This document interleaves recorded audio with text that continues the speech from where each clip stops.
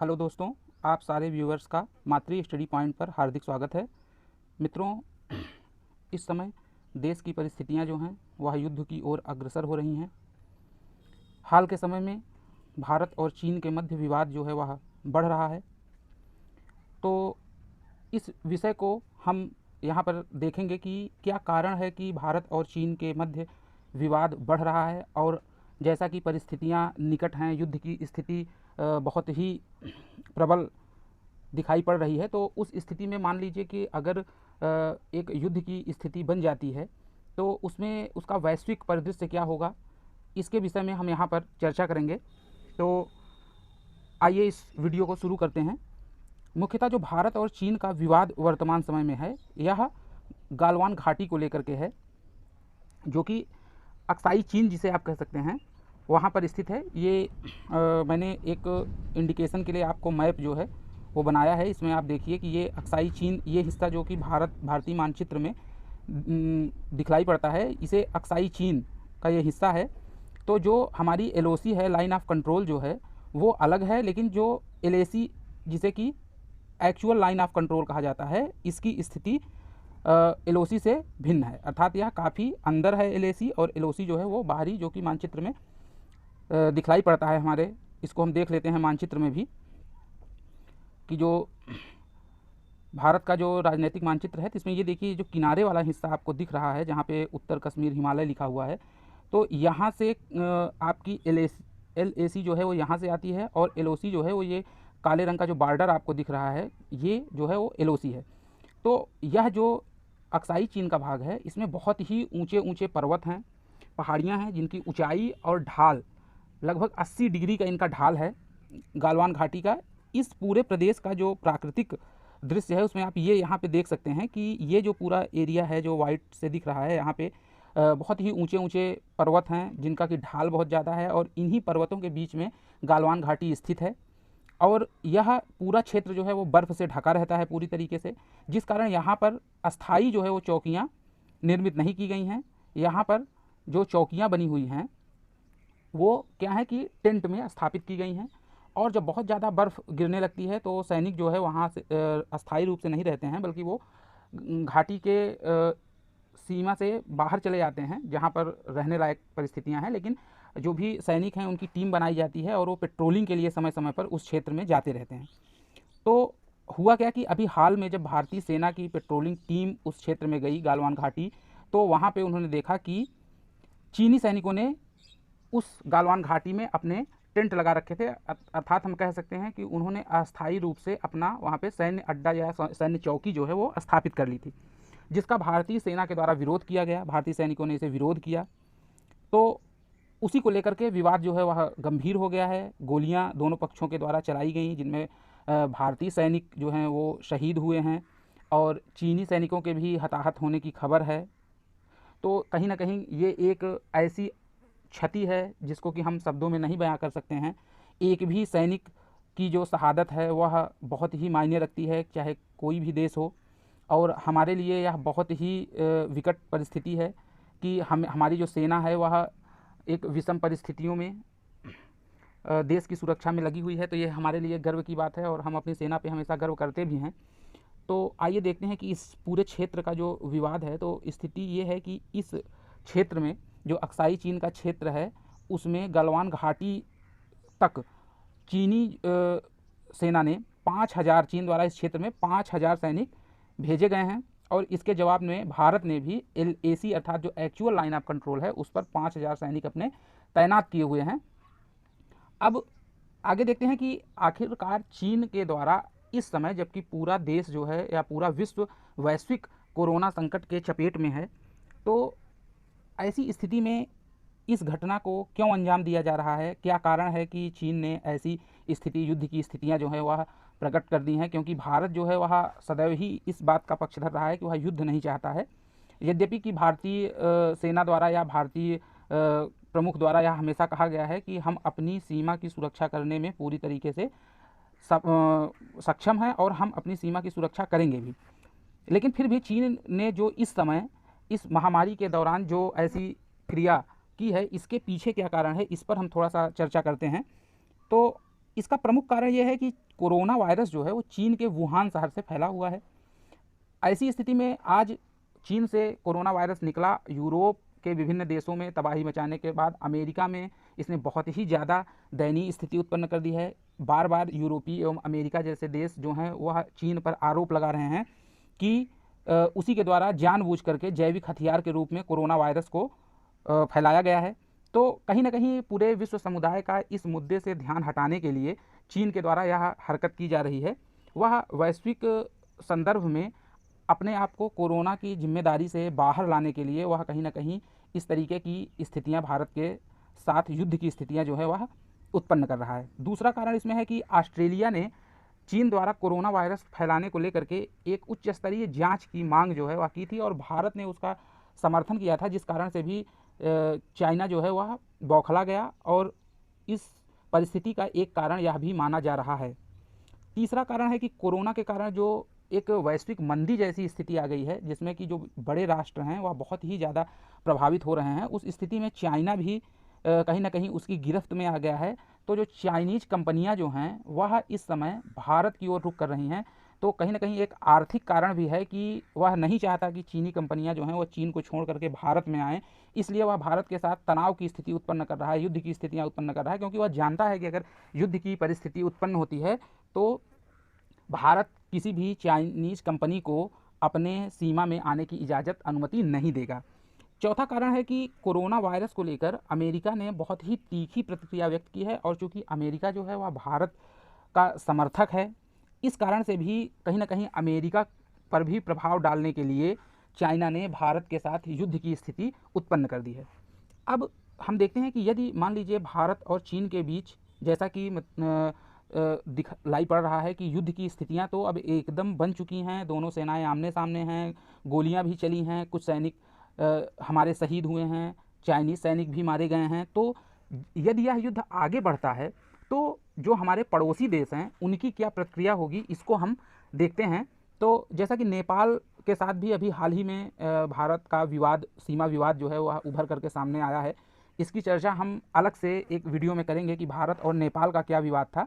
यहाँ पे अगर हम देखें तो नेपाल ने पूरी तरीके से यह स्पष्ट कर दिया है कि यदि भारत और चीन के बीच युद्ध शुरू होता है तो वह न तो भारत की तरफ आएगा और ना ही चीन की तरफ जाएगा, अर्थात वह एक तटस्थ राष्ट्र की भूमिका निभाएगा। दूसरी ओर अगर देखते हैं तो जो भूटान और बांग्लादेश हैं वह भी भारत के पक्ष में आने की उनकी पूरी संभावना दिख रही है, क्योंकि भूटान का जब चीन के साथ डोकलाम का जो विवाद था उसमें भारतीय सेना ने या भारत ने भूटान को पूरी तरीके से समर्थन दिया था, पूरी तरीके से सहयोग दिया था। इसलिए भूटान जो है वह निश्चित तौर पर भारत के समर्थन में खुल करके आएगा।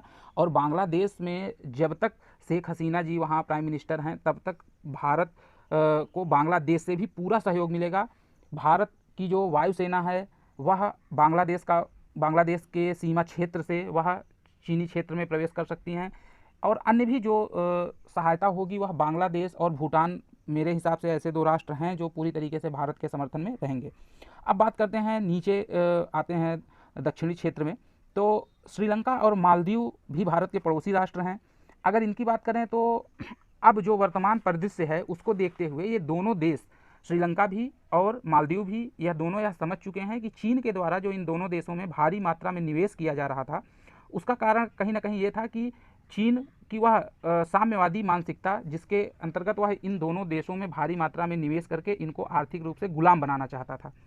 तो ये दोनों राष्ट्र अब इस बात को अच्छी तरह समझ चुके हैं। इसी कारण से श्रीलंका ने यह स्पष्ट कर दिया कि हम्बनटोटा जो बंदरगाह उन्होंने चीन को दिया था उसने स्पष्ट कर दिया है कि केवल मात्र वह व्यापारिक उद्देश्य के लिए ही प्रयोग किया जाएगा चीन द्वारा, न कि किसी सैन्य उद्देश्य के लिए। तो इस परिदृश्य को देखते हुए यह लगता है कि कहीं ना कहीं ये दोनों राष्ट्र अर्थात श्रीलंका और मालदीव जो हैं ये भी भारत के पक्ष में आ सकते हैं। अब देखते हैं पाकिस्तान को, तो पाकिस्तान जो है वह चीन के साथ भी सीमा साझा कर रहा है और भारत के साथ भी सीमा साझा कर रहा है।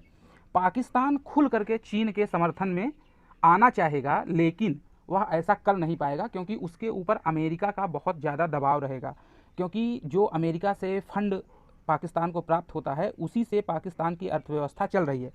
तो यद्यपि वह चाहेगा कि वह चीन के साथ खुल करके आए, क्योंकि पाकिस्तान जो है वह चीन का एक अभिन्न मित्र है। दो ही मित्र हैं चीन के, एक पाकिस्तान और एक नॉर्थ कोरिया। तो कहीं ना कहीं पाकिस्तान चाहेगा, लेकिन अमेरिका के दबाव के कारण वह ऐसा नहीं कर पाएगा। आगे देखते हैं, अफ़गानिस्तान की अगर बात करें तो अफ़गानिस्तान जो है वह भी भारत के ही पक्ष में रहेगा कूटनीतिक रूप से, क्योंकि वहाँ के अगर तालिबान संगठन की भी बात करें तो उसने भी स्पष्ट कर दिया है कि कश्मीर के संदर्भ में कि कश्मीर जो है वह भारत का अभिन्न अंग है। तो निश्चित तौर पे तालिबान भी कहीं ना कहीं भारत को अप्रत्यक्ष रूप से समर्थन दे रहा है और अफ़गानिस्तान भी भारत के समर्थन में है। भारत द्वारा अफ़गानिस्तान में बहुत निवेश भी किया जा रहा है। तो जो इन दोनों देशों के मध्य द्विपक्षीय जो संबंध हैं वह मजबूत हुए हैं। तो कहीं ना कहीं अफ़गानिस्तान द्वारा भी भारत को समर्थन दिए जाने की पूरी संभावना है। अब बात कर लेते हैं तजाकिस्तान। तो तजाकिस्तान की राजधानी दुशांबे में भारत ने एक सैन्य अड्डा स्थापित किया है।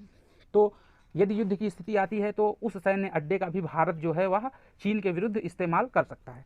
अब अगर वैश्विक परिदृश्य की बात करें हम, तो वैश्विक परिदृश्य में चीन का दक्षिण एशिया के विभिन्न देश, चाहे वह इंडोनेशिया हो, चाहे मलेशिया हो, ताइवान हो, फिलीपींस हो, वियतनाम हो, इन सब देशों के साथ जो दक्षिणी चीन सागर का विवाद है, इस विवाद ने चीन का दक्षिण एशिया के विभिन्न राष्ट्रों के साथ संबंध जो है वह तनावपूर्ण बना दिया है। चीन दक्षिणी चीन सागर को लेकर के कतई पीछे हटने के लिए तैयार नहीं है और जो दक्षिण एशिया के जो राष्ट्र हैं, जिनमें Indonesia, Malaysia, Taiwan, Philippines, Vietnam आदि जो भी राष्ट्र हैं, ये वस्तुतः दक्षिणी चीन सागर पे अपना अधिकार मानते हैं। तो इस कारण से चीन का इन देशों के साथ तनावपूर्ण संबंध है और इन देशों से भी चीन को कोई सहायता नहीं मिलेगी। जबकि अगर भारत की बात करें तो भारत का इन देशों के साथ, खासकर जो आसियान देश हैं उनके साथ भारत का बहुत ही मजबूत संबंध है, द्विपक्षीय व्यापारिक संबंध है, कूटनीतिक संबंध है। और दक्षिणी चीन सागर के सीमा में जो भी देश आते हैं तो भारत अपनी, क्योंकि भारत के उनसे अच्छे संबंध हैं, तो इसको ज़रा सा हम मैप में भी देखते हैं कि जो दक्षिणी चीन सागर का एरिया जो है, तो ये है दक्षिणी चीन सागर। तो दक्षिणी चीन सागर में आप देख सकते हैं कि ये जो जितने भी राष्ट्र हैं दक्षिणी चीन सागर के किनारे के जो राष्ट्र हैं, तो भारत अपनी नौसेना या जो भी वायुसेना है उसको दक्षिणी चीन सागर के रास्ते से चीन की सीमा तक पहुंचा सकता है और इन देशों द्वारा कोई भी विरोध नहीं किया जाएगा। तो भारत को इन सभी जो राष्ट्र हैं इनसे भारत को, चाहे वह मलेशिया है, वियतनाम है, इंडोनेशिया है, ताइवान है, फिलीपींस है, इन सभी राष्ट्रों से भारत को समर्थन मिलेगा।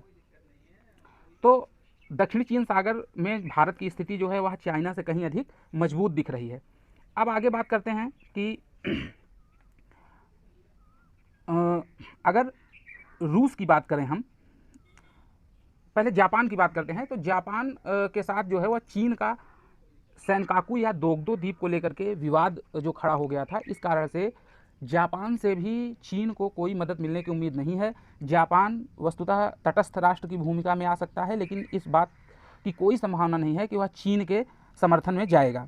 अगर रूस की बात करें तो रूस भी वस्तुतः तटस्थ रहेगा, क्योंकि रूस का दोनों देशों के साथ, भारत और चीन दोनों के साथ समान संबंध है, दोनों के साथ उसका व्यापारिक संबंध है। रूस ने जहाँ एक तरफ भारत को S-400 मिसाइल दिए हैं, वहीं चीन को भी S-400 मिसाइल रूस द्वारा दिया गया है। अंतर यह है कि भारत को जो S-400 मिसाइल दी गई है उसकी मारक क्षमता 400 किलोमीटर है, जबकि चीन को जो S-400 मिसाइल दी गई है उसकी मारक क्षमता 300 किलोमीटर है।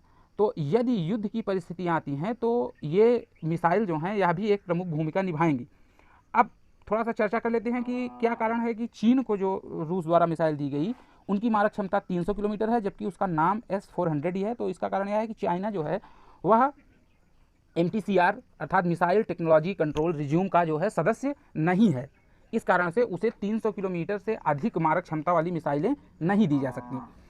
अब रूस की अगर बात करते हैं तो रूस वस्तुतः इस कारण से भी भारत के अगेंस्ट नहीं जाएगा, क्योंकि भारत के साथ रूस के पहले से ही बहुत अच्छे संबंध रहे हैं, चीन के साथ उसके व्यापारिक संबंध हैं। परंतु यदि रूस तटस्थ रहता है तो इसका फ़ायदा भारत को मिलेगा, क्योंकि अमेरिका ऐसी स्थिति में खुल करके भारत के साथ आएगा। अगर रूस तटस्थ की भूमिका निभा देता है तो यह भारत के लिए एक अच्छी उपलब्धि कही जा सकती है। और दूसरी तरफ रूस जो है वह भारत को हथियारों की भी आपूर्ति करता है, इसलिए भारत को कहीं ना कहीं रूस से हथियारों की आपूर्ति जो है वह भी युद्धकाल में मिलती रहेगी। तो इस स्थिति से रूस का भी एक महत्वपूर्ण योगदान इस युद्ध की परिस्थितियों में हो सकता है। अब हिंद महासागर की अगर बात करें तो यदि युद्ध की परिस्थितियाँ आती हैं तो हिंद महासागर में भारत की स्थिति जो है वह चीन की अपेक्षा मजबूत स्थिति में है। अगर यहाँ हम देखें कि ये जो हिंद महासागर का जो हिस्सा है, अगर चीन की नौसेना या चीन की वायुसेना इस क्षेत्र में आती है तो चीन के नौसैनिक जहाज़ जो हैं वह मुख्यतः दो मार्ग से भारत में आते हैं, एक मलक्का के थ्रू और एक सुंडा जो ऑस्ट्रेलिया के पास है। तो सुंडा से और मलक्का, इन दोनों क्षेत्रों से चीनी जहाज़ जो हैं वह हिंद महासागर में प्रवेश करते हैं। भारत जो है वह यहाँ पर एक बारकेटिंग लगा सकता है, एक अवरोध उत्पन्न कर सकता है, जिससे चीन के जहाज़ जो हैं वह किसी भी स्थिति में हिंद महासागर में प्रवेश नहीं करने पाएंगे। और हाल ही में भारत ने ऑस्ट्रेलिया के साथ जो समझौता किया हुआ है, उसके बाद कोकोस द्वीप को लेकर के जो भारत ने ऑस्ट्रेलिया से समझौता किया है, इसके बाद अब जो चीनी सेना सुंडा से होकर के हिंद महासागर में प्रवेश करती थी तो भारत उस पर भी प्रतिबंध लगा सकता है और एक बारकेटिंग लगा के वह मलक्का से भी चीनी जहाज़ों को हिंद महासागर में जाने से रोक सकता है। तो ये स्थिति कहीं ना कहीं भारत के पक्ष में जा रही है। अब अमेरिका की बात करते हैं, जो कि एक वैश्विक मुखिया की भूमिका निभाता है। तो अमेरिका की अगर बात करें तो अमेरिका जो है वह खुल करके भारत के साथ आएगा, क्योंकि अमेरिका यह मानता है कि दुश्मन का दुश्मन जो है वो दोस्त होता है। तो चूँकि चीन और अमेरिका की बहुत ही प्रतिद्वंदिता है, ऐसी स्थिति में चीन को कहीं ना कहीं अमेरिका द्वारा दबाने का भी प्रयास किया जाएगा, चाहे वह आर्थिक मुद्दे हों या अन्य किसी मुद्दे पर।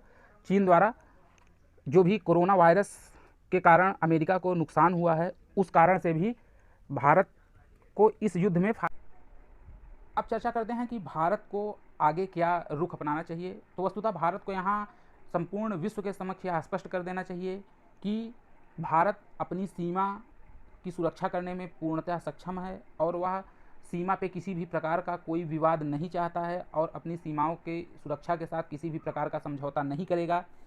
ऐसा एक संदेश भारत द्वारा संपूर्ण विश्व को दिया भी जा रहा है और यह उचित भी है। और भारत को यूरोपीय देशों से और अमेरिका से समर्थन भी मिल रहा है, एशिया के देशों ने भी भारत को समर्थन दिया है। ये सारी स्थितियां भारत के पक्ष में हैं। तो यहाँ पर निष्कर्ष रूप में यह कहा जा सकता है कि यद्यपि यदि युद्ध होता है तो यह हमारे लिए बहुत ही नुकसानदायक होगा, लेकिन दूसरी ओर भारत की जो एक वैश्विक स्थिति इस समय झलक रही है, उस पर कहीं ना कहीं ये कहा जा सकता है कि यदि ऐसी परिस्थितियां आएंगी तो भारत यहाँ पे एक विजेता की भूमिका में संपूर्ण विश्व के समक्ष उपस्थित होगा। तो मित्रों, यहाँ पर भारत और चीन के बीच जो विवाद है उस पर हमने चर्चा की। इसी तरीके के जो भी करंट के टॉपिक्स होंगे उन पे मैं वीडियो लेकर के आपके समक्ष आता रहूँगा। तो आपने पूरा वीडियो देखा, अगर वीडियो आपको पसंद आया है तो आप इसे लाइक कर दें, शेयर करें और चैनल को अवश्य सब्सक्राइब करें, ताकि जैसे ही कोई न्यू वीडियो मेरे द्वारा अपलोड किया जाए उसका नोटिफिकेशन आपको मिल जाए। तो आज के लिए बस इतना ही मित्रों, बहुत बहुत धन्यवाद।